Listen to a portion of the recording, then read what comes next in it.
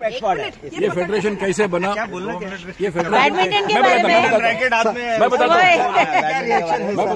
ये फेडरेशन कैसे बना, सर आपके एफर्ट हुआ और आगे कैसे बाकी लोगों का गेम डेवलप हुआ, डेवलप हो गया, आपने कैसे बाकी लोगों का गेम डेवलप किया। एग्जैक्टली। और आपने सिंपली अपने हराया। और आपके तलवार के बारे में दोष और जंपिंग के बारे में भी दोष कुछ बोलने तो सब गायडन्स ही चालू है। मला आजही आठवतं 2 वर्षापूर्वी साधारण इथेच अचानक एक दिवशी बॅडमिंटनची नेट लागलेली दिसली आणि 2 लोकांनी हातात रॅकेट घेऊन जस्ट सुरुवात केली आणि एका मागोमाग एक येत गेले आणि त्याच्यानंतर कारवा तयार झाला आणि बॅडमिंटन फेडरेशन फॉर्म झाली. आमचं नीलकंठ हाईटचं नाव परदेशात पर्यंत गेलं. निहार जाऊन ब्रँड अँबॅसेडर आहे. परंतु आपल्या बिझनेसमध्ये आपण बिझी असल्यामुळे आपण ऑलिम्पिकमध्ये भाग नाही घेऊ शकत आणि we are really sorry for that. आणि आपल्याकडे एकापेक्षा एक असे सरस प्लेयर आहेत आणि त्याच्यामुळे जे बॉन्डिंग निर्माण झालेलं आहे.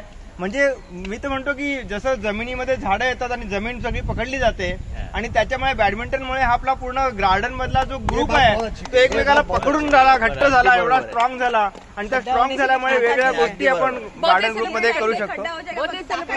हाँ, आणि उसी हिसाब से उसी का स्पिरिट देखते हुए आज बैडमिंटन डे के ऊपर हमारे फेडरेशन के प्रेसिडेंट तो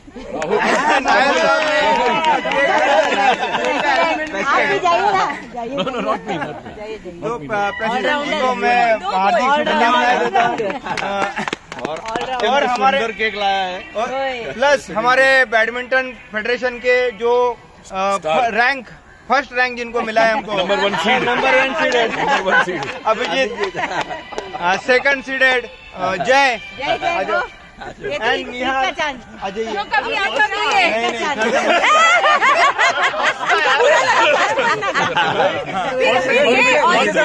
नेताजी नेताजी मेन है भाई.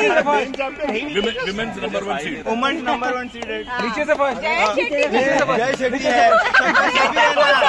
अरे आप भी आ जाओ ना. कौन अरे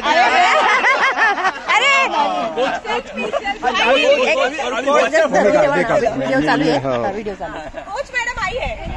कोच या